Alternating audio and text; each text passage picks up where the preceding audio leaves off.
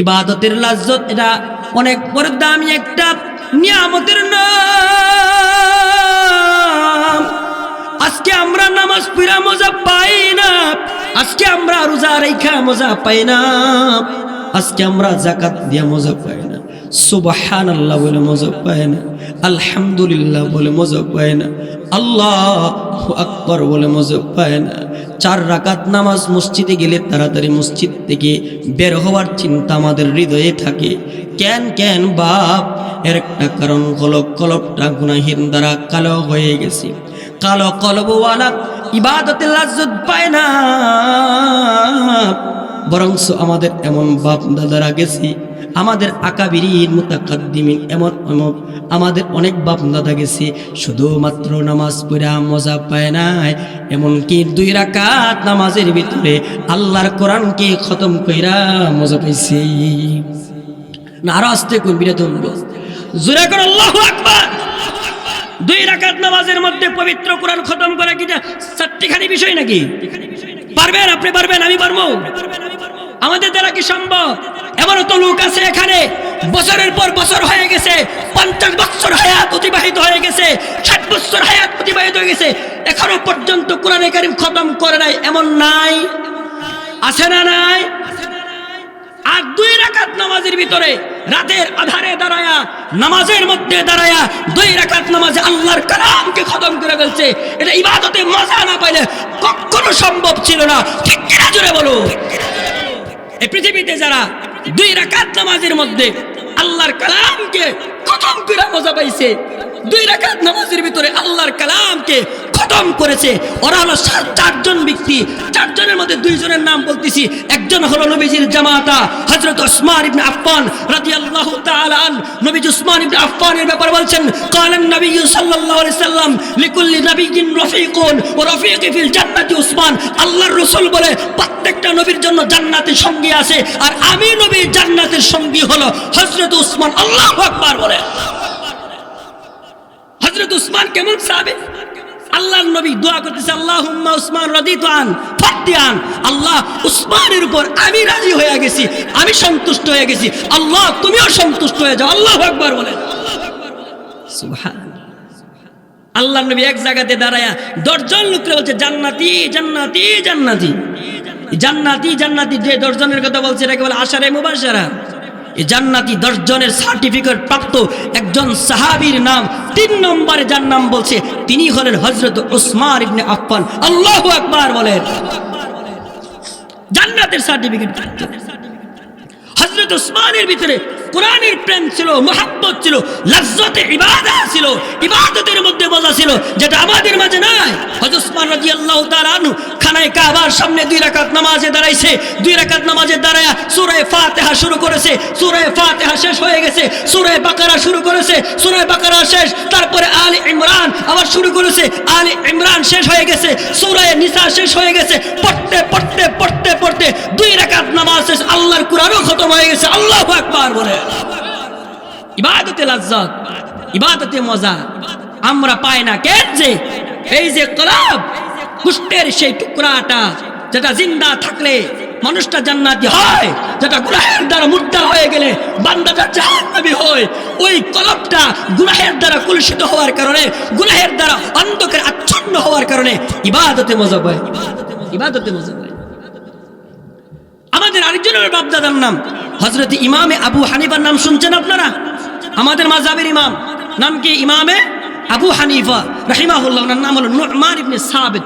Numan ওনার নাম, ওনার বাবার নাম হলো সাবিত। বাবার নাম কি? সাবিত।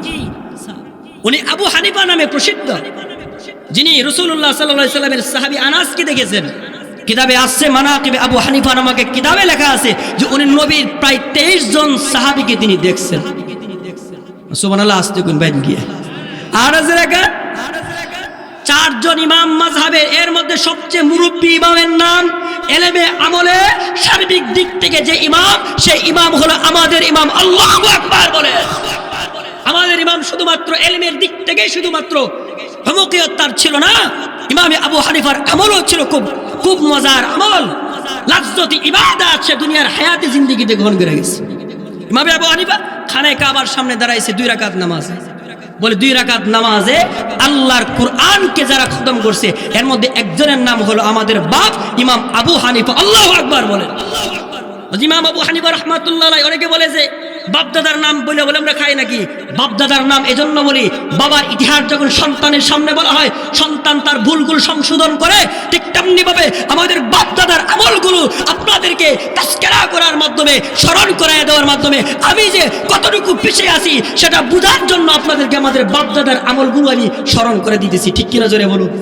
আমরা কোরআন পড়ছি, শুধুমাত্র কোরআন হাদিস দিয়া বললেই শুধুমাত্র আমরা প্র্যাকটিক্যাল কোরআন দেখায় দিই, শুধুমাত্র কোরআনের আয়াত দিয়া না, আয়াতের উপর আমল করছে যারা তাদেরকে আমরা দেখায় দিই। ওদের মধ্যে একজন আমাদের বাপদাদার নাম হযরত ইমাম আবু হানিফা। ইমাম আবু হানিফা রাহমাতুল্লাহ আলাইহি জানেন কেমন? তিনি 40 বছর ইশারের উজু দিয়া ফজরের নামাজ পড়ছেন। আর যারা আসলে জয়দুরকান্দি এলাকাতে আসলে ওয়াজ করতে একটু ভয় লাগে। উলামাদের এলাকা, এখানে অনেক উলামারা আছে যারা যোগ্য যোগ্য হাদিস পড়ায়, ওনাদের সামনে কথা বলতে গেলে একটু ভয় লাগে যে না জানি কখনো জবান থেকে এমন কোনো কথা বের হয়ে যায় কিনা যেটা আবার নেই কোরআন সুন্নাহ বিরোধী হয়ে যায়। আমি দোয়া করি আল্লাহ তাআলা এই জয়দুরকান্দির সমস্ত ওলামাদেরকে কবুল করুন, সকলে বলুন আমিন। আল্লাহ তাআলা এই জয়দুরকান্দি গ্রামের সকল মুরব্বী বাবাদেরকে কবুল করুন, সকলে বলুন আমিন। আল্লাহ নওজওয়ানদেরকে কবুল করুন, সকলে বলেন আমিন। তাকবীর দিতে হবে, লিল্লাহি তাকবীর। আপনারা আল্লাহু আকবার বলবেন, লিল্লাহি তাকবীর, লিল্লাহি তাকবীর। বুঝা গেছে ওয়াজ কিছু করা যাবে। এই পৃথিবীতে আল্লাহ তাআলা 18,000 মতান্তরে 80,000 মাখলুকাত সৃষ্টি করেছেন। 18,000 মতান্তরে 80,000 মাখলুকাতের মধ্যে এক প্রকার মাখলুকের আদত, তারা শুধু নেক কাজ করে, কখনো গুনাহ করে না। 18,000 মতান্তরে 80,000 মাখলুকাতের মধ্যে আরেক প্রকার মাখলুক আছে এমন, যাদের আদত হলো যে তারা শুধু গুনাহ করে, কখনো নেক করে না। আরেক প্রকার মাখলুক আছে এমন যে আগের দুনো প্রকারের দুটোটাই করার যোগ্যতা রাখে, নেক কাজও করতে পারে, আবার ইচ্ছা করলে বদ আমলও, বদ কাজও করতে পারে।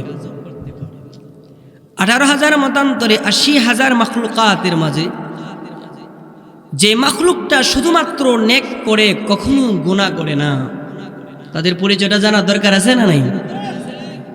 শুধু সুর না, কিছু জানতে হবে, বুঝতে হবে আমলের নিয়তে। যে মাখলুকটা শুধুমাত্র নেক করে, কখনো গুনাহ করে না, রব্বে জালালের নাফরমানি কখনো তাদের আদতে নাই, আল্লাহ তাআলা তাদেরকে এমন ভাবে সৃষ্টি করেছেন যে ওরা গুনাহ কি বুঝেই না। সুবহানাল্লাহ বলে, আর জোরে বলে। এই যে একবার সুবহানাল্লাহ কইছেন না, সরকারে দো আলম নবী বলে, মান ক্বালা সুবহানাল্লাহ গরিসাত লাহু নাখলাতুন ফিল জান্নাহ।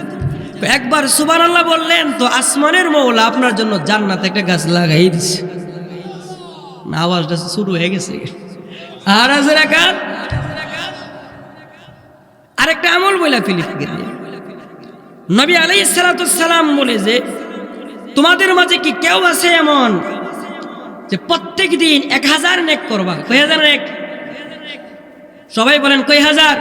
1000। তো সাহাবীরা বলতেছে, ইয়া রাসূলুল্লাহ 1000 নেক করা কি সম্ভব প্রত্যেক দিনে? নবী কয়, হ্যাঁ সম্ভব, সম্ভব।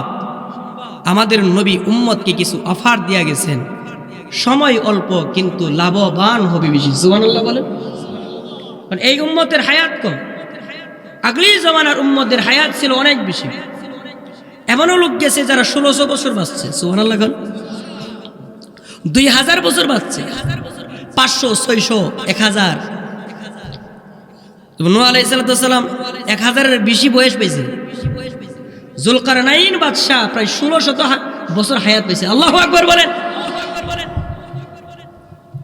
আগলি জমানার মানুষগুলো হায়াত পাইছে লম্বা, কাজ করতে বেশি কিন্তু উজরাত পাইছে কম, প্রতিদান কম পাইছে।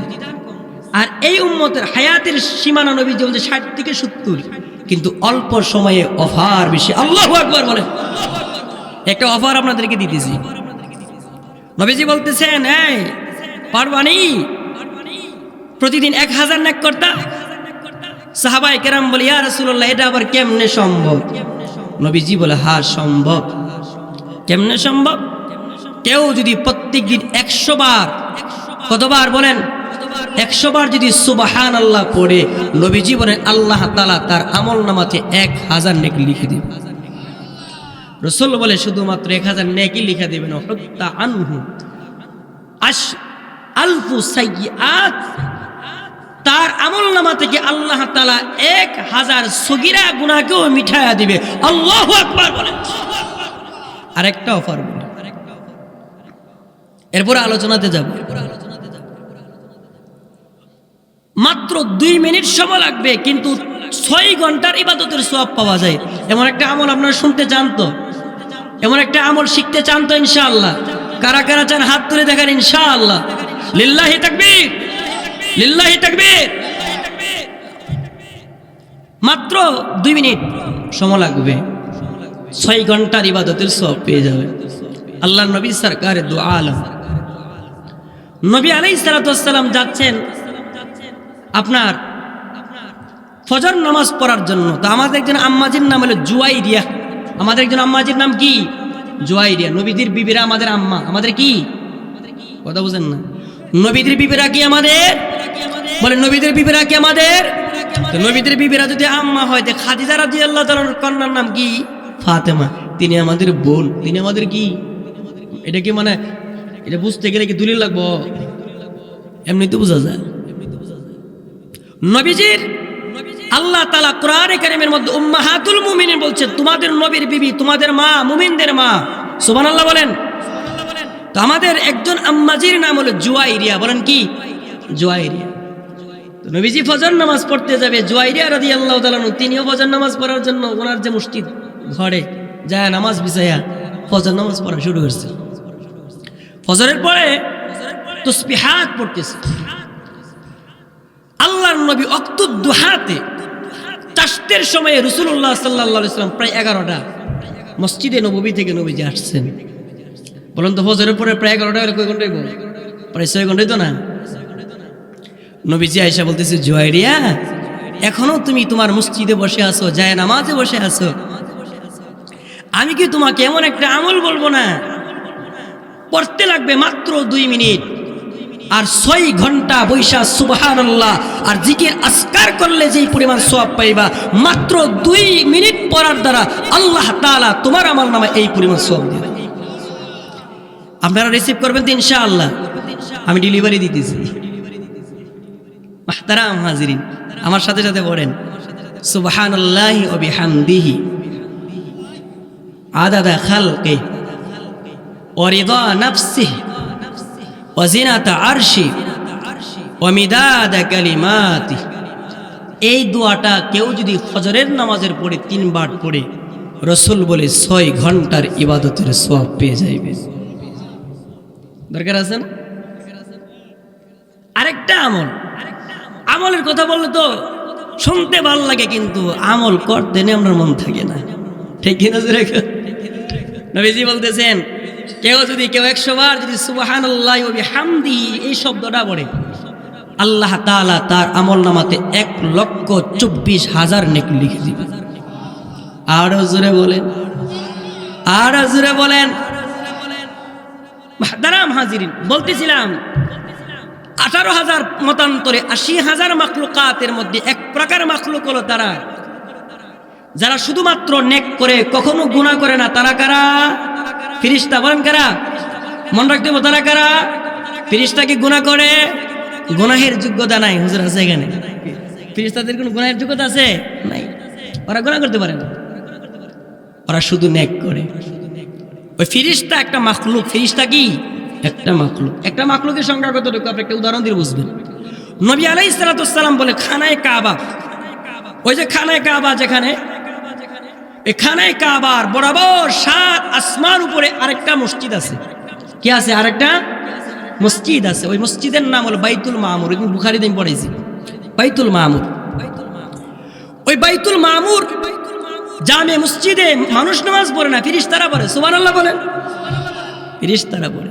আল্লাহ রাসূল বলে, আমি যখন মেরাজে গেলাম, সপ্তম আকাশে যখন আমি ঢুকলাম, জিবরাইল আমিন আমার সাথে, তো সপ্তম আকাশে গিয়া তিনি দরজা টোকা দিছেন, এই দরজা খোলো। তো ওই সপ্তম আকাশের ভিতরে যিনি ছিলেন তিনি হলেন আমাদের জাতির পিতা হযরত ইব্রাহিম আলাইহিস সালাম। আল্লাহু আকবার বলেন। নবী আলাইহিস সালাম বলে, আমি যখন জিবরাইলের সাথে যাচ্ছি তখন সপ্তম আকাশে ঢোকার সময় বলতেছে জিবরাইলকে, মান মাক, তোমার সাথে এটা কে? জিবরাইলকে বলতেছে, জিবরাইল বলছে, হুয়া মুহাম্মদ সাল্লাল্লাহু আলাইহি ওয়াসাল্লাম। আল্লাহর নবী, এখানে যে কথাটা মানে মূল কথাটা যেটা নবী আলাইহিস সালাম হাদিসের শেষাংশে বলতেছে, হযরত ইব্রাহিম আলাইহিস সালাম, আমি তাকে এমন অবস্থায় আমার বাপ ইব্রাহিমকে দেখতে পাইলাম যে অবস্থায় তিনি মসজিদে বাইতুল মামুরের দেওয়ালের সাথে তিনি পিঠ টেকায় বসে আছে। আল্লাহু আকবার বলেন। মসজিদটা কেমন? এই মসজিদে ফজরের সময় ৭০,০০০ ফেরেশতা ঢুকে সালাত পড়ার জন্য, নামাজ পড়ার জন্য। মাগরিবের নামাজ যখন, মাগরিবের রক্ত যখন হয়ে যায়, ওরা বের হয়ে যায়, নতুন করে আবার ৭০,০০০ ঢুকে। সুবহানাল্লাহ বিধান না, ৭০,০০০ ঢুকে। রাসূল বলেন, যারা একবার ঢুইকা বের হয়ে গেছে, কিয়ামত পর্যন্ত তারা আর দ্বিতীয়বার ঢোকার পারমিশন পাবে না। আল্লাহু আকবার বলেন। এখন আপনারাই বলেন যে 18,000 মতন করে 80,000 মাখলুকের মধ্যে একটা মাখলুক ফেরেশতা, ফেরেশতা কত লইব? সুবহানাল্লাহ বিধান না, আল্লাহু আকবার। এক প্রকার মাখলুক শুধু নেক করে, কখনো গুনাহ করে না। তারা কারা? আবার বলেন, তারা কারা? তারা কারা? মুখস্থ করাই নিলাম, মন তাহে না তো। আমি আমার মুসলিমদেরকে তালিম করি। 4 বছর পরে একটা প্রশ্ন জিজ্ঞাসা করলাম, আচ্ছা কোন তো আম্মা যে আয়েশা, উনি নবীর কি লাগে? 7 জন লোক, ওরা 2 দলে বিভক্ত হয়ে গেছে, একজনকে মেয়ে লাগে, আরেকজনকে নবীর বউ লাগে। আমি জানি মনের ভিতরে অবস্থা আমার জানা, আকল শক্তি কমে গেছে। কমে যাওয়ার অনেকগুলো কারণ আছে, তবে কিছু কথা মনে রাখতে হবে। কি রাখতে হবে? ফেরেশতারা গুনাহ করে না। বলেন, ফেরেশতারা কি করে না? গুনাহ করে না। 2 নম্বর মাখলুক, দ্বিতীয় নম্বর মাখলুকের যাদের কথা বলছিলাম, যারা শুধু গুনাহ করে, নেক করে না। কি করে না? নেক করে না। তারা হলো শয়তান। শয়তান কখনো নেক করতে দেখছেন? ওরা যদি মনে করেন, বাহ্যিক দিক থেকে যদি মনে করেন যে নেক করে, তো ফিহি নাজরুন, সমস্যা আছে। বড় গুনাহ থেকে বাঁচাই ফেললে গে, ছোট গুনাহ, ছোট নেক কাজটা করে নিতে চায়, বড় গুনাহ করার জন্য। এজন্য মুহতারাম হাজিরিন, তৃতীয় প্রকার মাখলুক যেটা, যাদেরকে আল্লাহ তাআলা নেক কাজের যোগ্যতাও দিয়েছে, বদ কাজের যোগ্যতাও দিয়েছে, ওরা হলো আমরা মানব জাতি। আমরা মানব জাতি। মানব এমন এক জাতি, এমন একটা মাখলুক, যে মাখলুককে আল্লাহ তাআলা নেক কাজের যোগ্যতা দান করেছে, বদ কাজের যোগ্যতা দান করেছে। ইচ্ছা করলে মানব নেক কাজ করে সে আল্লাহর পেয়ারা বনতে পারে। আল্লাহু আকবার বলেন। আবার ইচ্ছা করলে বদ কাজের মাধ্যমে, নাফরমানির মাধ্যমে সে জাহান্নামে তার জায়গা করে নিতে পারে। নাউযুবিল্লাহ জোরে বলেন। তাহলে বোঝা গেল মানব এমন একটা মাখলুকের নাম, যে মাখলুকের 2টা গুণ আছে, 2টা যোগ্যতা আছে। নেক কাজ করার যোগ্যতা আছে, বদ কাজ করার যোগ্যতা আছে। নেক কাজ করার দ্বারা বান্দাটা আল্লাহর পছন্দিদা বান্দা হয়ে যায়, আর বদ কাজ করার দ্বারা বান্দাটা আল্লাহর না পছন্দিদা বান্দা হয়ে যায়। নাউযুবিল্লাহ বলেন। মুহতারাম হাজিরিন, নেক কাজ করলে যেমন আখিরাতে আপনাকে আল্লাহ তাআলা জাযা দিবে, উপহার দিবে, তেমনি ভাবে দুনিয়ার বুকে নেক কাজের একটা জাযা, উপহার আছে, প্রতিদান আছে। তেমনি ভাবে আখিরাতে যেমন বদ কাজের কারণে যেমন আল্লাহ তাআলা আখিরাতে আপনাকে আমাকে শাস্তি দিবেন, বদ কাজের কারণে দুনিয়াতেও শাস্তিতে ভুগতে হয়। ঠিক কিনা জোরে বলো। বদ কাজের মোট কথা হলো, বদ কাজ তথা গুনাহের ক্ষতি দুনিয়াতেও আছে, আখিরাতেও আছে। গুনাহের একটা ক্ষতি হলো যে বান্দাটা বেশি গুনাহ করার দ্বারা আল্লাহর নাপছন্দিদা বান্দা হয়ে যায়, আল্লাহর রাগ তার উপর পতিত হয়।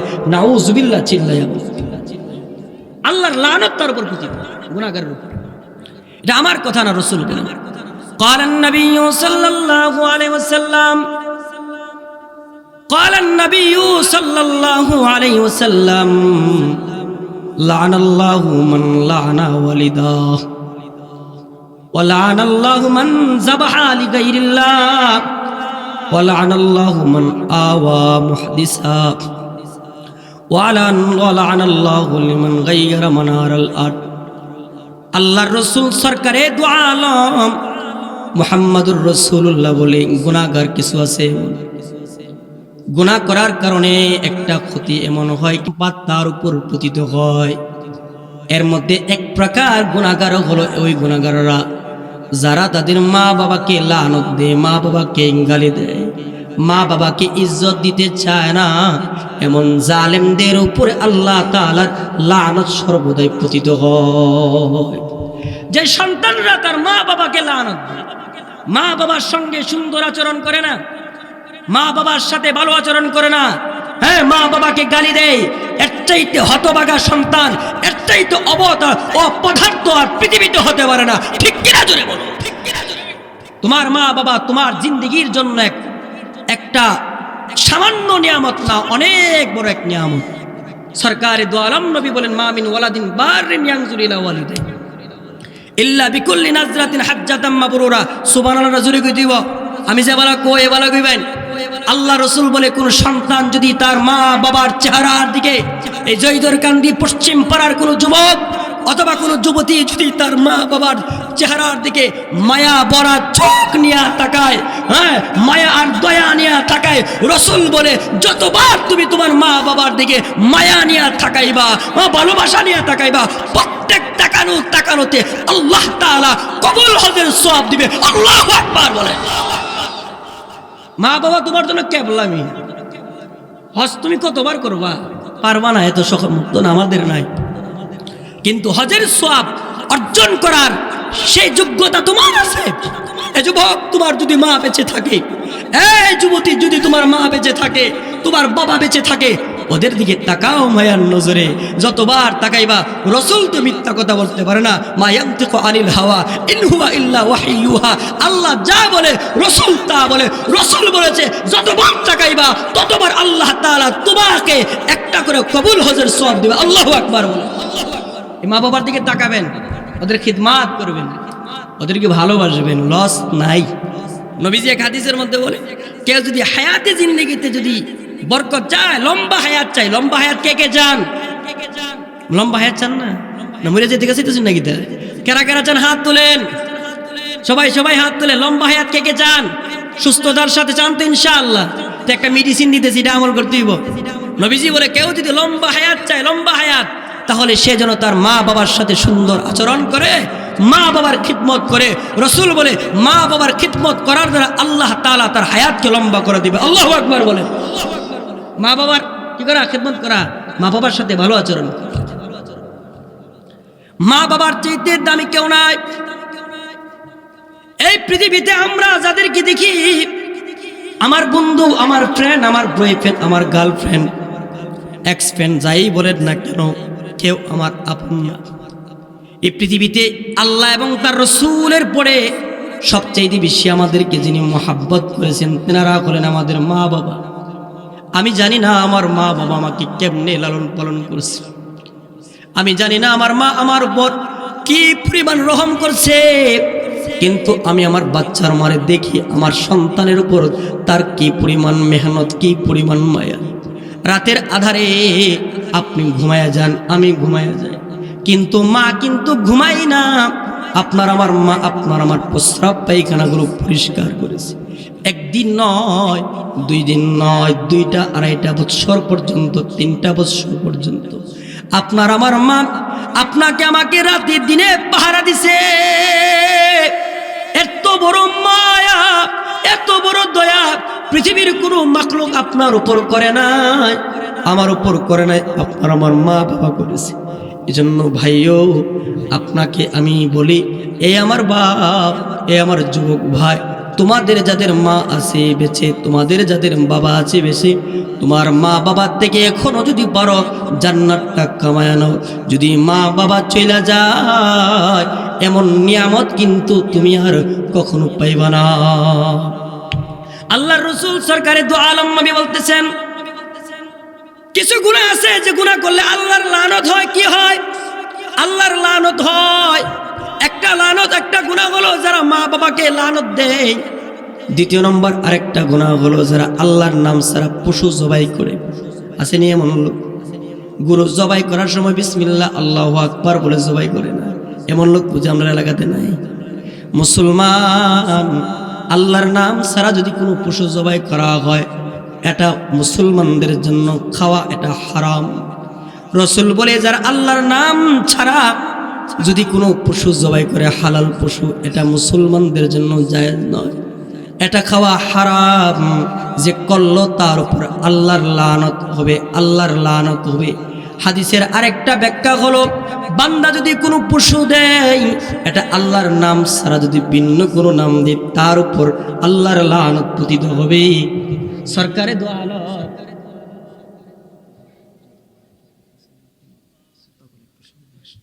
একটু সামনে আসেন ইনশাআল্লাহ। মাইকের পাওয়ার কম তো, একটু কষ্ট করে সামনে আসবেন। শ্রোতা মনে বাইরে দিতেছে নাকি? নওজোয়ান যারা সামনে এসে পড়েন, মুরব্বীরা তো উঠতে পারতো না। যেটা জিকির করি, লা ইলাহা ইল্লাল্লাহ, লা ইলাহা ইল্লাল্লাহ, লা ইলাহা ইল্লাল্লাহ। আপনার কষ্ট হইতেছে, একটু জিকির করেন জোরে জোরে, লা ইলাহা ইল্লাল্লাহ।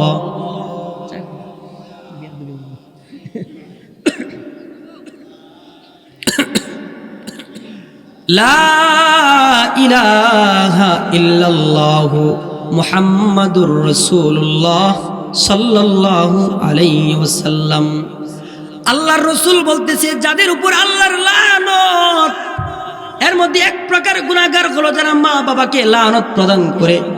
দ্বিতীয় নম্বর প্রকার ওই সমস্ত গুনাহগাররা যারা আল্লাহর নাম ছাড়া হালাল পশু জবাই করে।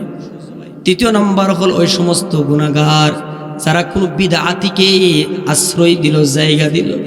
চার নম্বর হলো ওই সমস্ত গুনাহগারের উপর আল্লাহর লানত, যেই গুনাহগারটা দিনের 9 রাতের আধারে বাড়ির সীমানাগুলো পরিবর্তন করে ফেলে, পরিবর্তন কইরা সমাজের মধ্যে ঝগড়া বাঁধাইয়া দেয়। এমন লোক আপনাদের সমাজে আছে না নাই? আছে না নাই? এমন গুনাহগারের উপর কার লানত? বলেন কার লানত? আল্লাহর লানত। ওই গুনাহগারের উপর আল্লাহর লানত, যে গুনাহগারটা আল্লাহর বান্দাদের সীমানা পাল্টায় ফেলে, ওরা হলো জমিনের অপদার্থ কুলাঙ্গার। ঠিক কিনা জোরে বল? ওরা মারাত্মক গুনাহগার। এজন্য গুনাহের একটা কথা বলতেছিলাম, গুনাহ যখন বান্দা বেশি করে তো আল্লাহ তাআলার লানত তার উপর রাগ পতিত হয়। 2 নম্বর গুনাহ করলে আরেকটা ক্ষতি হয়, সেটা হলো চেহারা কালো হয়। আল্লাহ রসুল সরকারে দু আলম মুহাম্মদুর রাসূলুল্লাহ বলেন, বান্দা যখন বেশি করে গুনাহ করে তো গুনাহের একটা প্রভাব তার চেহারার মধ্যে পড়ে যায়।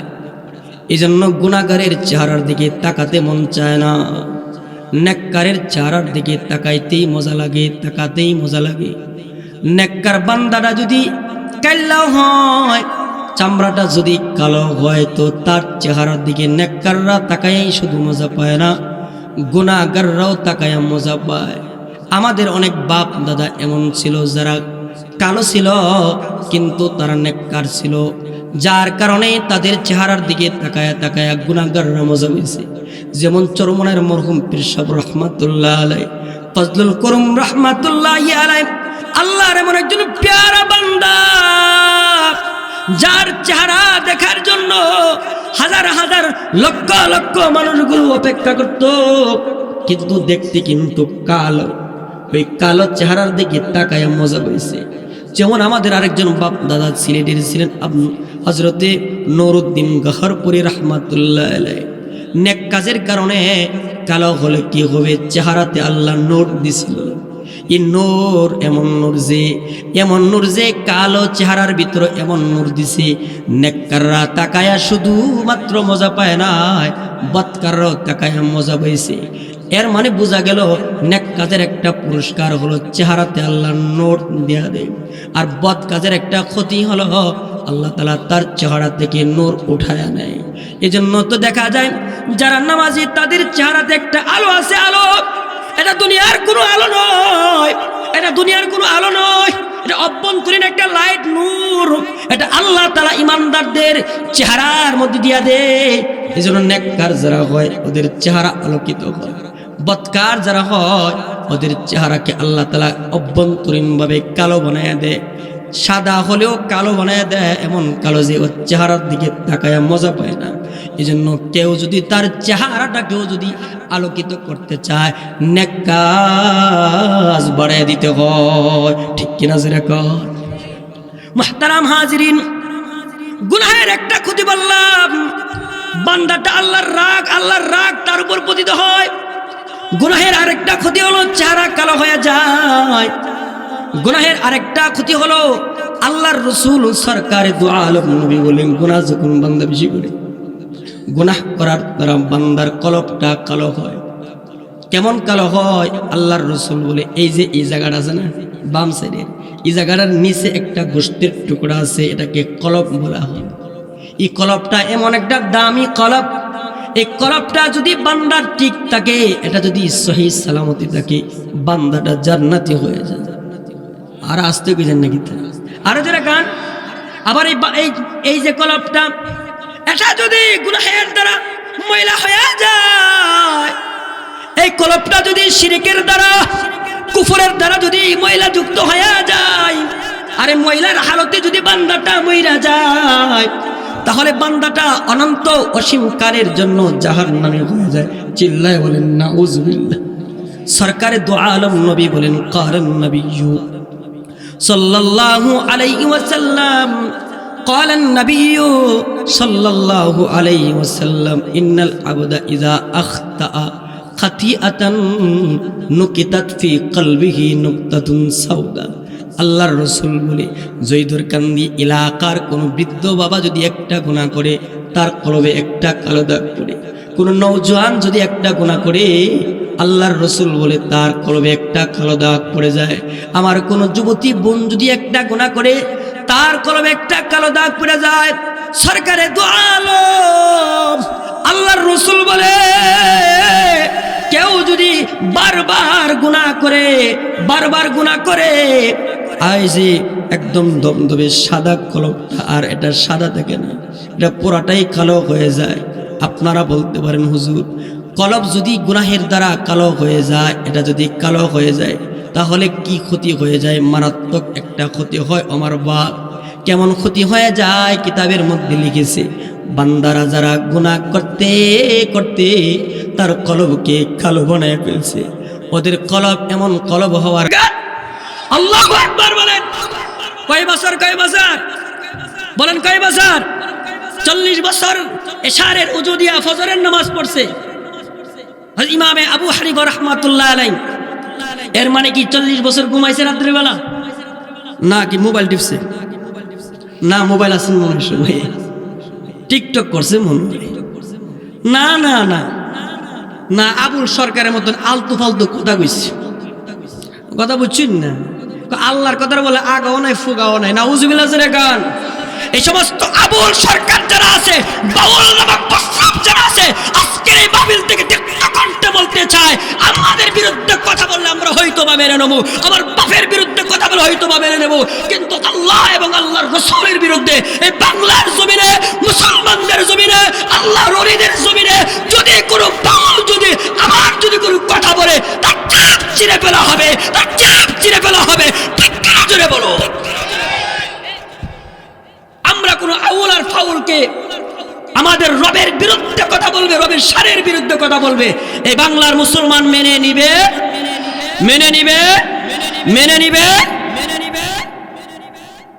সোচ্চার হতে হবে। অধিকাংশ বাউল এটা কাফের নাস্তিক। বলেন কি অধিকাংশ বাউল কি কাফের নাস্তিক? ওদের ঈমানই নাই। ওদের কথা শুনলে কোলারও বিন্না আছে, মালিকিন না আছে, আল্লাহ কইছে নাচবার লাগে, নাচতাম না। নাউজুবিল্লাহ বলে। এত বড় গর্দব, এত বড় মুরুক্ক, জাহালে মুরাক্কাব পৃথিবীতে আর নাই। ঠিক কিনা জোরে বলুন। ওদের লেখাপড়া নাই তো, ওদের কি নাই? লেখাপড়া নাই।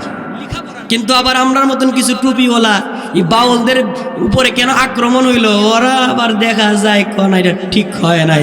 আমরা দীর্ঘ কণ্ঠে বলতে চাই, অপরাধ করা যেমন অপরাধ, অপরাধকে যারা প্রশ্রয় দিব তারাও ঠিক তদ্রূপ অপরাধ। ঠিক অপরাধী। ঠিক কিনা জোরে বলুন। ঠিক কিনা জোরে বলুন। যারা রাজনৈতিক কোনো কারণে, ভোটের কোনো কারণে, রাজনৈতিক কোনো নিজের স্বার্থে যদি বাউলদের পক্ষে নেন, আমরা বলে দিতে 24-এর পরের এই বাংলাদেশ আমরা আপনাদেরকে দেখায় দিতে চাই বাংলার মানুষ আর এখন ওইগুলো খায় না।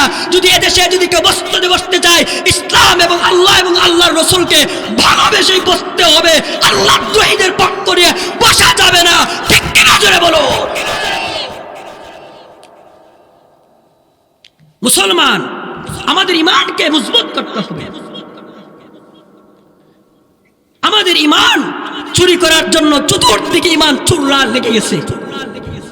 এজন্য বাপ ওলামাদের সাথে থাকবেন তো ইনশাআল্লাহ, ওলামাদের সাথে থাকবেন তো ইনশাআল্লাহ, ইনশাআল্লাহ মরণ পর্যন্ত।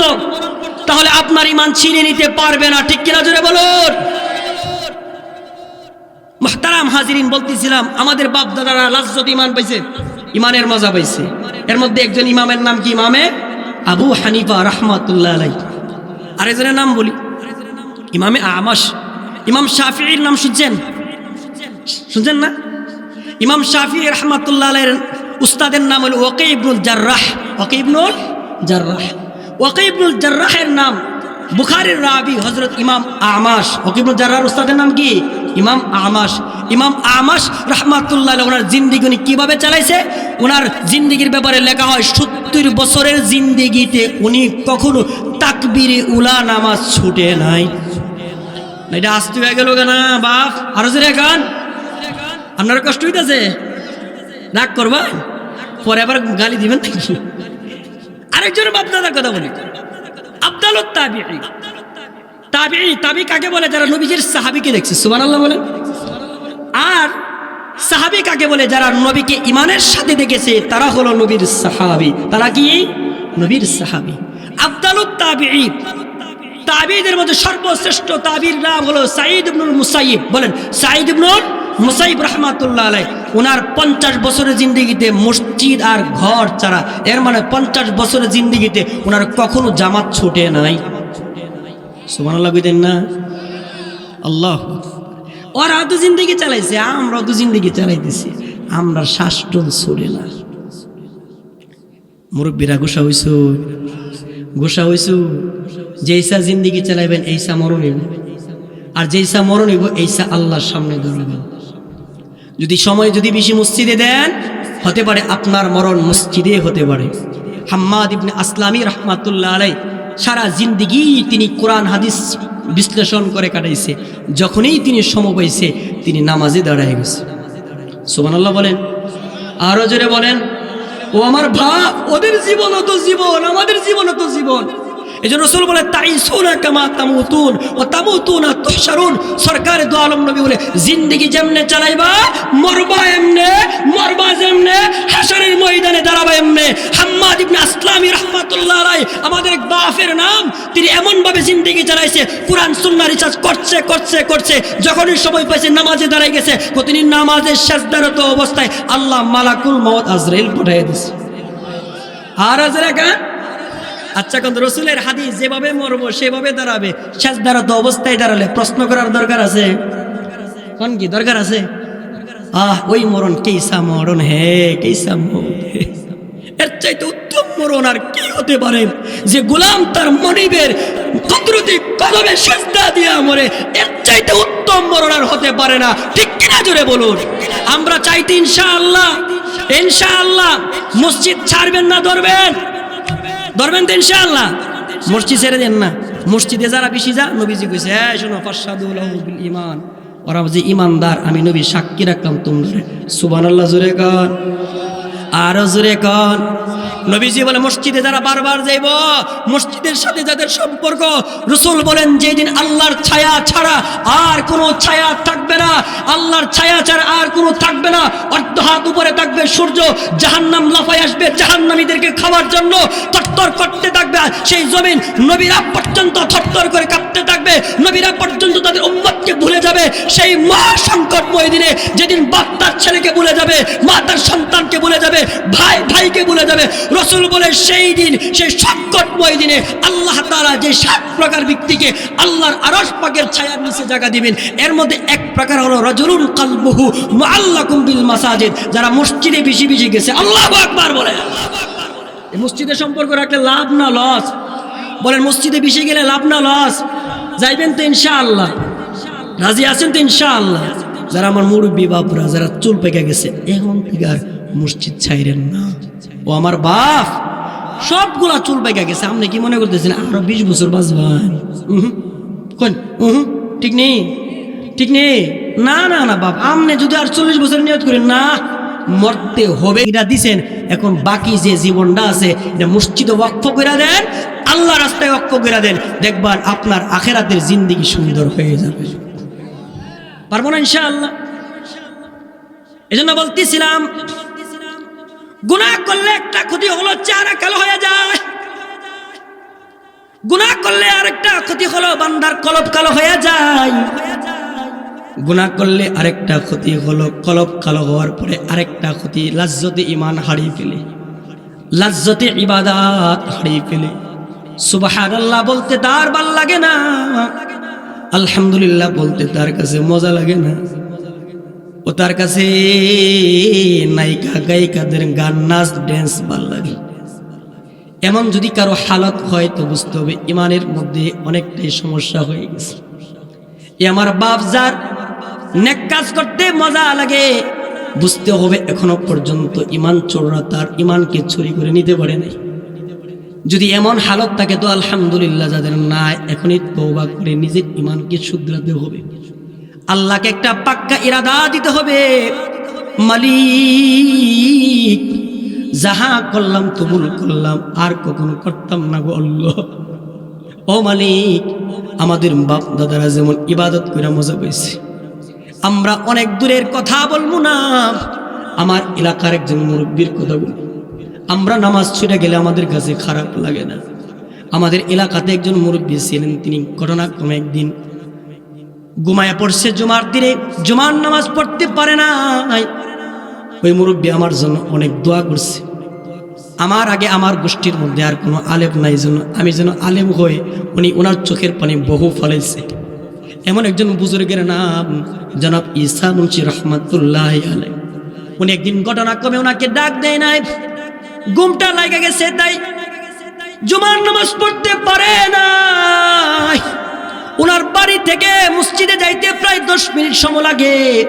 আল্লাহর বান্দা 10টা মিনিট পুরাটা সময় তিনি ঘোরায়া ঘোরায়া মাটিতে শুয়া শুয়া কাঁদছে আর বলছে, কেউ কি ছিলি না আমারে জুমার দিনে একটু জাগ্রত করে দিবি? তোরা কি কেউ ছিলি না আমারে জুমার দিনে একটু ডাইকা দিবি? এই যে তাদেরও তো ইবাদত, তাদেরও তো ঈমান ছিল, আমাদেরও তো ঈমান। এমন বাপ দাদা আপনাদের এই জৈদর কান্দিতে অনেক আমাদের বাপ দাদা চলে গেছে, যারা বুড়া হয়ে গেছিল, কিন্তু বুড়া হওয়ার পরেও তারা রাতের আধারে কনকনে শীতে ঠান্ডা পানি দিয়া উজু কইরা 3টা বাজে 4টা বাজে দাঁড়ায়া দাঁড়ায়া ইবাদত করছে। কখনো যদি তাহাজ্জুদ ছুটে গেছে, আফসোসে আফসোসে কাঁদছে।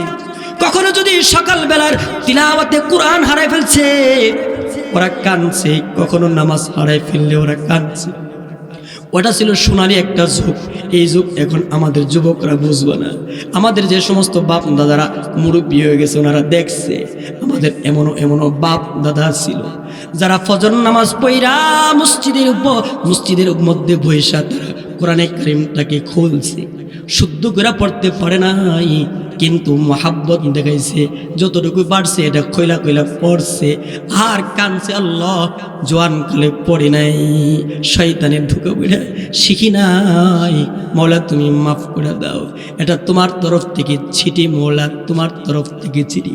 বলে আমাদের জবান থেকে শুনছি, আল্লাহ এ কোরআন নাকি তোমার চিঠি, এরারে ভালোবাসলে নাকি তোমারে ভালোবাসা। এমন অনেক আমাদের বাপ দাদা গেছে, ওরা কাঁদছে কাঁদছে। আমাদের অনেক মা বোনরা এমন ছিল অতীতে। আমরা আমাদের দাদিদেরকে দেখছি, আমরা আমাদের চাচিদেরকে দেখছি, ফজরের আগে ওইটা গেছে ঘর পিরা ঝাড়ু দিয়া ফজর নামাজ পড়া আমাদের মারা পীরার কাছে বসে বসে আল্লাহর কালামে পাকের তিলাওয়াত তারা করছে শুনছি। এমন একটা সোনালী যুগ কিন্তু আমরা হারায় ফেলছি। আমার জয়দুর কান্দির বাপ, এই জমানাটা আবার ফিরে আনতে হবে। আমার যুবক ভাইয়ারা, তোমরা তোমাদের মোবাইলগুলোকে একটু তালাক দাও, একটু ত্যাগ করো, করে আল্লাহর কথা স্মরণ করে মৌতের কথা স্মরণ করো। এমনটা মইব না মুরব্বীরাই মরে, জোয়ানরাও কিন্তু মরে। আজকেও আমার একজন আত্মীয় বয়স হবে 13 বা 14 বছর বয়স। ওই ছেলেটা ইন্তেকাল করে দুনিয়া থেকে বিদায় হয়ে গেছে। এর মানে তোমাকে আমাকে মেসেজ দিতেছে মরার কোনো সময় নাই, সময় নাই। ওমা তাদরি নাফসুম বিআইয়ি আরদিন তামুত। আল্লাহ বলে বান্দা রে, কোথায় মরবি, কোন জায়গায় মরবি, কোন হালতে মরবি, ঈমান নিয়ে মরবি নাকি বেঈমান হয়ে মরবি, তোর শেষ জমানায় তোর শেষ সময় কাপড় হবে কি হবে না, তোর কি জানাজা হবে কি হবে না, এটা কিন্তু তোর জানা নাই। এর আগে তুই তোমার জিন্দেগিটাকে তুমি গঠন করো। হযরত ওমর বলতেন হাসিবু ক্বাবলা আন তুহাসাবু ওয়াজিনু ক্বাবলা আন তুজানু। এ নবীর উম্মত, এ মুসলমান বাপ, হযরত ওমর ইবনুল খাত্তাব বলতেন, মুসলমান রে শোন, নিজের আমলটা তোর রবের কাছে ওজন দেওয়ার আগে আগে নিজে নিজে মনে মনে ওজন দে। তোর রবের পাল্লাতে ওজন হইব কিনা একটু চিন্তা করে দেখ। হাসিবু ক্বাবলা আন তুহাসাবু, তোর রবের কাছে হাসরের ময়দানে আল্লাহর পাল্লাতে তোর আমল নামাগুলোকে হিসাব দেওয়ার আগে আগে নিজে আগে একটু হিসাব একটু গুছা গুছা গুছা। তুই কি তোর মালিকের কাছে বাঁচতে পারবি কিনা একটু গুছা গুছা। হযরত ওমর এমন ব্যক্তি ছিল, জান্নাতের সার্টিফিকেট পাওয়ার পরও তারা কাঁদছে কাঁদছে কাঁদছে। উমর বলতেন, হায় হায় আয় রে, আমার আম্মা যদি আমার মানব রূপে জন্ম না দিত, তাহলে আমার মওলার আদালতে আমি উমরকে দাঁড়ানো হতো না। হযরত উমর কাঁদতেন আর বলতেন, হায় রে, আমি যদি মাটি হয়ে যাইতাম, আমার রবের কাছে আমার জবাব দেওয়া হতো না। হযরতে আবু বকর নবীর একজন সাহাবী, উম্মতের শ্রেষ্ঠ সাহাবীর নাম। ওরাও জিন্দেগি কেমনে চালাইছে দেখেন। নবী যাকে বলছে আবু বকর জান্নাতে যাবে সবার আগে, নবীদের পরে উম্মতের মাঝে সবার আগে যিনি জান্নাতে যাবে তার নাম হলো হযরতে আবু বকর। কিতাবের মধ্যে খুতবাতে জুলফিকারে এমনও ঘটনা লেখছে, তিনি বলেন যে আল্লাহ তাআলা যখন রাইগা যাবে, গুনাহগারদের দিকে যখন তাকায়, আল্লাহ যখন কাখার রূপ ধারণ করবে, সেদিন আল্লাহর রাগকে দমন করার জন্য সর্বপ্রথম আমল নামা যারটা পেশ করা হবে, তার আমল নামাটা হলো হযরতে আবু বকর সিদ্দিক। আল্লাহু আকবার। আবু বকর সিদ্দিকের আমলনামা এমন আমলনামা, সরকারে দু আলম নবী বলে আবু বকরের আমলনামা দেখে আল্লাহর রাগ কমে যাবে। আল্লাহু আকবার বলেন। এমন সাহাবী যার আমলনামা দেখে আল্লাহর রাগ কমে যাবে, আল্লাহ তাআলা কাহার থেকে রহমানে আবার রহিম হয়ে যাবে। ওই আমার মওলার এমন একজন বান্দার নাম আবু বকর। আল্লাহর নবী বলছে, ইন্না আহলাদ দারাজাতিল উলা ইয়ারাউনা মান তাহতাহুম কামা তারাউনা নাজমাত তালিআ ফি উফুকিস সামা ওয়া ইন্না আবা বকরিন ওয়া উমর মিনহুম ওয়া আনা মাআহুম।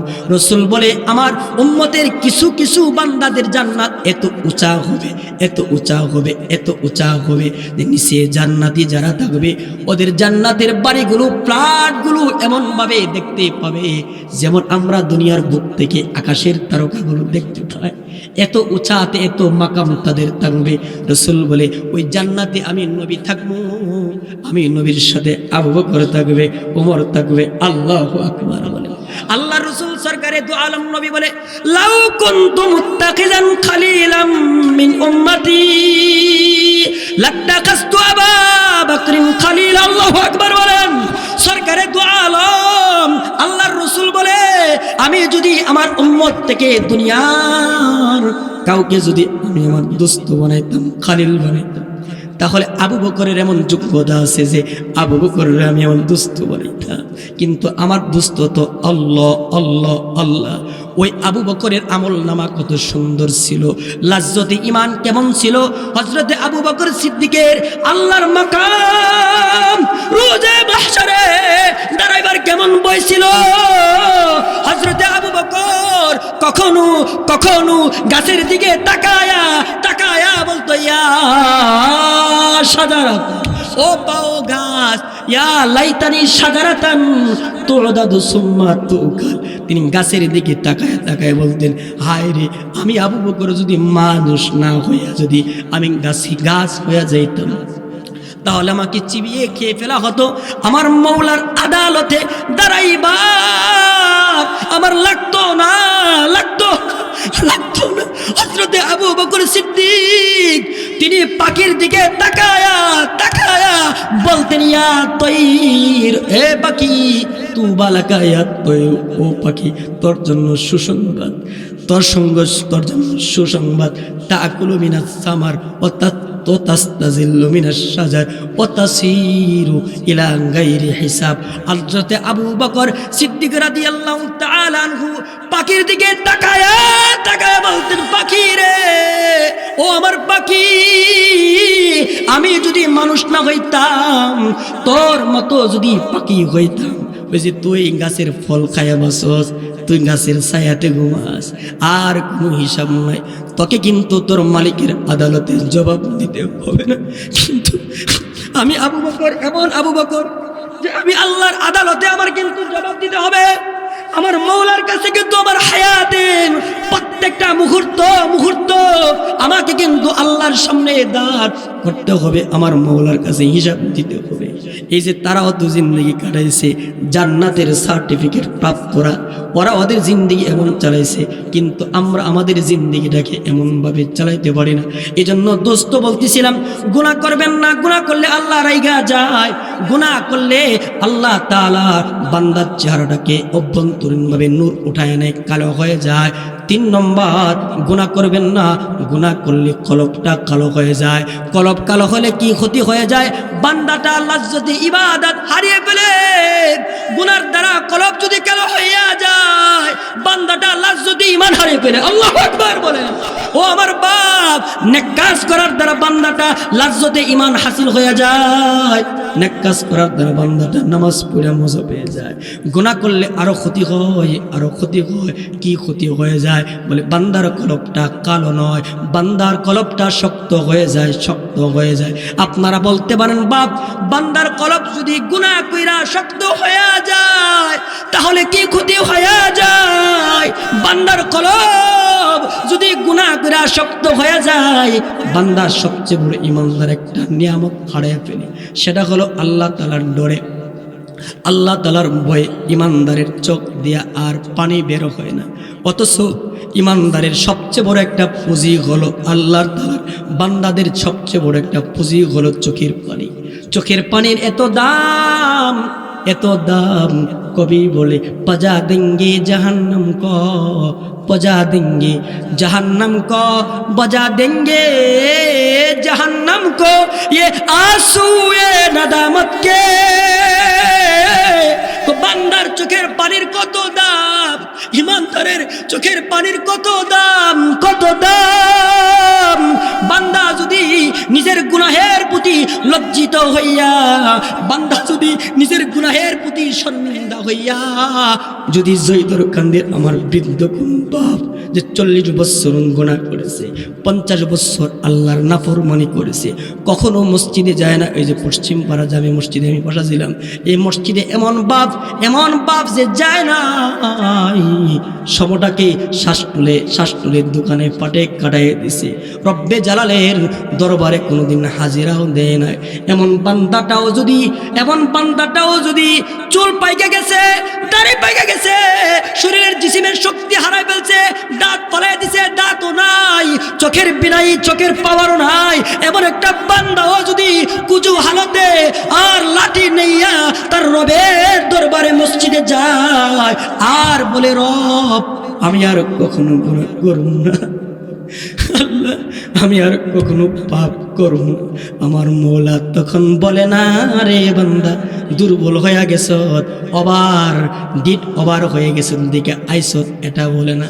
আমার বান্দা বলে আয় আয় আব্দুল করিম, ও আব্দুল সত্তার, ও আব্দুর রহমান, ও আব্দুল কাহার, আয় আয়, ও আয়েশা, ও ফাতেমা, ও খাদিজা, ও রাবিয়া বুসরি, আয় আয় আয়, আমি মৌলা তোর জন্যই অপেক্ষা করতেছিলাম, কখন তুই আমারে ডাকবি। তোরে তো আমি বড় ভালোবাসি, তোরে তো আমি বড় মহাব্বত করি, মায়া কইরা তোরে বানাইছি। 18,000 মতান করে 80,000 মাকলুক বানাইছি, কোন মাকলুকরে আমার কুদরতি হাত দিয়া তার চেহারা বানাই নাই। এই বান্দা, আমি তোর চেহারাটাকে আমি মৌলা, আমি রব আমার কুদরতি হাত দিয়ে বানাইছি, তোর জন্য তো অপেক্ষা করতেছিলাম। ইয়া আইয়ুহাল ইনসানু মা গাররাকা বিরব্বিকাল কারীম, ইয়া আইয়ুহাল ইনসান মা গাররাকা বিরব্বিকাল কারীম, ইয়া আইয়ুহাল ইনসান মা গাররাকা বিরব্বিকাল কারীম। এ আমার বান্দা আব্দুল সত্তার, আয় আয়, কে রে তোর রব্বে কারীম তোকে এতদিন দুকায় ফেলে রাখছিল, কেন রে এতদিন পর্যন্ত আসিস নাই? আয় আয়, আমি তোর অপেক্ষায় আছি। তুইও যদি কান্দা কস আল্লাহ আমি আর গুনাহ করব না, পাপ করব না, বান্দা তুই চোখের পানি পালাইতে দেরি হবে, বান্দা আমি তোরে মাফ করতে দেরি করব না। চিল্লায়া বলেন আল্লাহু আকবার। এজন্য মুহতারাম বাবারা, ভাইয়ের আমার, গুনাহগার যারা তাদেরকে আল্লাহ বলে ফাকুল তুস্তাগফিরু রাব্বাকুম ইন্নাহু কানা গাফফারা ইউরসিলিস সামাআ আলাইকুম মিদরারা ওয়া ইউমদিদুকুম বিআমওয়ালিন ওয়া বানিন ওয়া ইয়াজআল লাকুম জান্নাতি ওয়া ইয়াজআল লাকুম আনহারা কুল ইয়া ইবাদিয়াল্লাযিনা আসরাফু আলা আনফুসিহিম লা তাকনাতু মির রাহমাতিল্লাহ ইয়া আইয়ুহাল্লাযিনা আমানু তুবু ইলাল্লাহ তাওবাতান নাসুহা। আল্লাহ তাআলা আপনাকে আমাকে যারা আমরা গুনাহ করে ফেলছি, আমাদের গোড্ডাকে আয় আয় আয়, কাঁদ কাঁদ কাঁদ।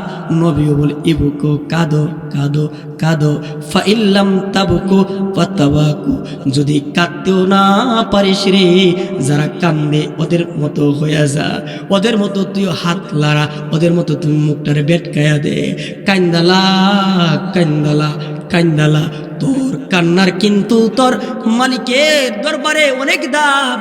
ये आंसू ये बजा देंगे जहन्नम को, ये आंसू ये नदामत के बजा देंगे जहन्नम को, ये आंसू ये नदामत के।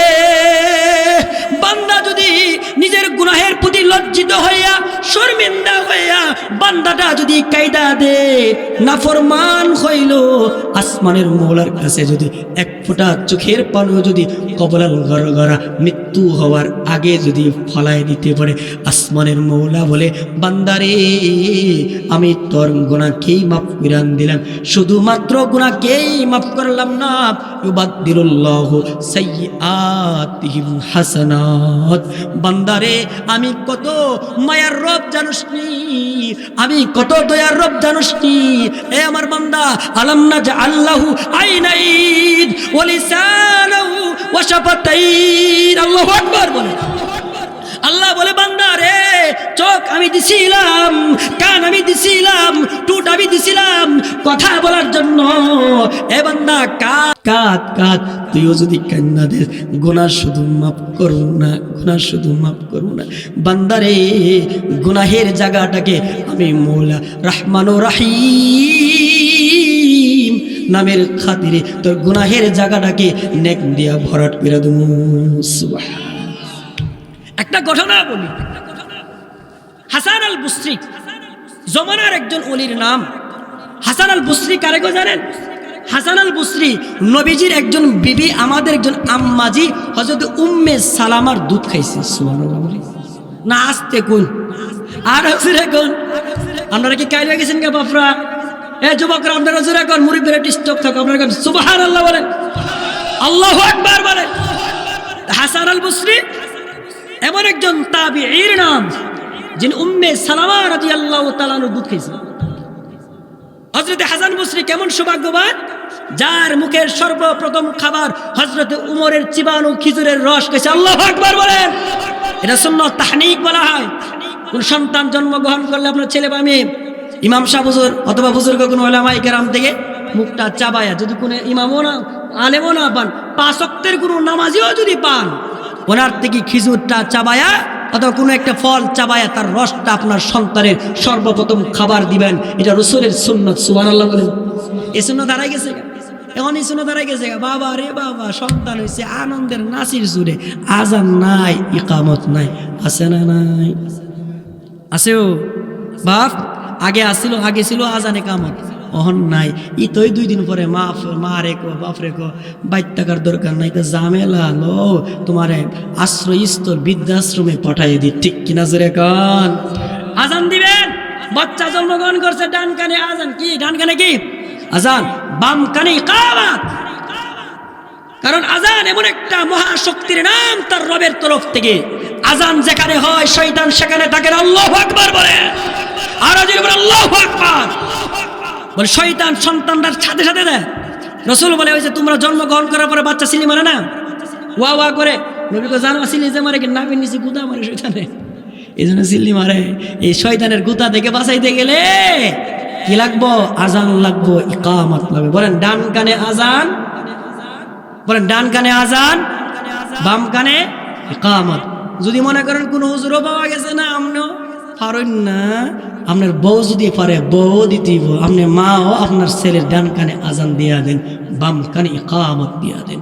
এর অনেকগুলো কারণ হতে পারে। আরেকটা কারণ হলো, আপনারা জানাজার নামাজে কোন আজান আসেনি, আজান আছে কা ইকামত আসেনি? ও না না, জন্মগ্রহণ করার পরে আজান ইকামত হয়ে গেছে, ফাঁকে দা যতটুকু বাসে, এরপরে জানাজার নামাজে আজানও হইতো না, ইকামত হইতো না। আগের আজান আর ইকামত দিয়েই তার নামাজ হবে। ঠিক কিনা জুড়ে বলো। তো হাসান আল বসরির সর্বপ্রথম যে মুখের মধ্যে যে খাবারটা গেছিল, কার মুখের লুতা? হযরত ওমর। হযরত কে? ওমর সাধারণ সাহাবী না। রাসূল বলে, আমার ওমর কি ইয়ানতালিকু আলা লিসানি আল হক ইয়ানতালিকু আলা লিসানি ওমর। রাসূল বলে, ওমর তো এমন সাহাবী যার জবান দিয়া হক বাইর হয়। আরো আসতে কই আপনারা গালি গেছেন গো। উমর কারে গো জানেন? নবী গো, শয়তান মানচিরে দেখলে গোসায় গোসায় যা, আর উমর যে রাস্তা দিয়ে যা, উমর ফাঁকতে, আরে শয়তানে ফাঁকতে ফাঁকতে ভিন্ন রাস্তা দিয়ে চলে যায়। আল্লাহু আকবার বলেন। রাসূল বলে, জানো কানা রাইহু মুওয়াফিকাল ওয়াহি ওয়াল কিতাব। উমরের জবান যেটা বলতো, উমর যেটা বলতো, উমরের জবানের কথাটা আল্লাহ কুরআন পড়ে নাজিল করত। আল্লাহু আকবার বলে। ছিল উমর। আপনার বাপ দাদা সাধারণ দলিল আছে, আপনার বাপ দাদা, হ্যাঁ? হযরত উমর, হযরত উমর নবীর এমন এক সাহাবীর নাম। রাসূল বলে, উমর রাত্রিবেলা স্বপ্নে দেখছি একটা সুন্দর বাড়ি জান্নাতে, এত সুন্দর বাড়ি আর কোনোদিন দেখছি না।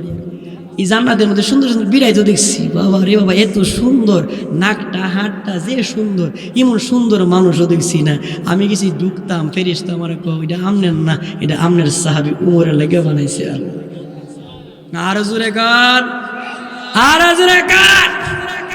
দেখছেন নবী তার সাহাবীর জান্নাত দেখছে। সে সাহাবীর নাম কি? উমর। সে সাহাবীর নাম কি? হযরত উমর কামাল একজন সাহাবী ছিলেন। উমর তো এমন সাহাবী যে আল্লাহর রাসূলের সাহাবী উমর এমন সাহাবী যে রাতের বেলা অন্য কেউ স্বপ্ন দেখলে উমর কইয়া ফেলতে পারে। সুবহানাল্লাহ বলে। আলী বলে, একদিন স্বপ্ন দেখলাম। হুজুর এসে পড়ছে নাকি? ও তাহলে আমি আর সামনে পারলাম না। এই কথাটা কয়ে শেষ, 1 মিনিটে, 1 মিনিট পেলাই এই কথাটা বলে শেষ করে দিয়েছি। ওমর মানুষের মদিনার বুকে কেউ স্বপ্ন দেখলে সেটাও বলতে পারতেন। আলী বলে, আমি রাত্রে স্বপ্ন দেখলাম যে আল্লাহর নবী রে, নবীজির পিছনে আমি ফজরের নামাজ পড়তেছি। কেন নামাজ? ফজরের নামাজ। নবী আলাইহিস সালাম ফজর নামাজ পড়া সেরা আল্লাহর নবী সামনে বইছে, এমন সময় এক বিড়ি আইছে, আয়া আমি আলীর কাছে, আলী নাও এটা খেজুর, আমার গাছের প্রথম খেজুর, তুমিও খাইবা, নবীর কইবা খাইবার লাগা, যারা আছে এরারও কইবা খাইবার লাগে। সুবহানাল্লাহ। আলী বলে আমার আল্লাহর নবী সবারে দিছে খেজুর, আমার একটা খেজুর দিছে, আমি এটা খাইতাছি। এমন সময় মদিনার মসজিদ থেকে আজান আসতেছে, আল্লাহু আকবার, আল্লাহু আকবার, ফজরের আজান। আমি ওইটা গেছি তাড়াতাড়ি উজু কইরা গিয়ে নামাজ পড়ছি উমরের পিছনে। নবী যেই কেরাত পড়ছে উমরও সেই কেরাত। নবী নামাজের পরে যেই জায়গাতে বসছিল, আল্লাহর নবীর সাহাবী ওমর ইবনুল খাত্তাব তিনিও সেই জায়গাতেই বসা। ও মা, আশ্চর্য বিষয়, স্বপ্নের সাথে তুমি লাগেছে। এক বিটি আগে গেছে, আলী রা খিজুরের টুকরি তুমি খাইবা, নবীর কইবা খাইবার লাগে, যারা আছে আর কইবা খাইবার লাগে। যা উমর বলেন যে রাতের বেলা নবী যেমনি বন্টন করছে, উমরও বন্টন করতেছে, সবারই দিতেছে, আমার একটা খেজুর দিছে। আমি বললাম আল্লাহর উমর, আমার কি আরেকটা দেওয়া যায় না? উমর কর, নবী যদি তোমার দুইটা দিত, আমিও তো তোমার দুইটাই দিতাম, নবী দিছে একটা, আমি তোমার কি বেশি দিতে পারি? আল্লাহু আকবার বলে, আরো যেমন আল্লাহু আকবার, নারে তাকবীর।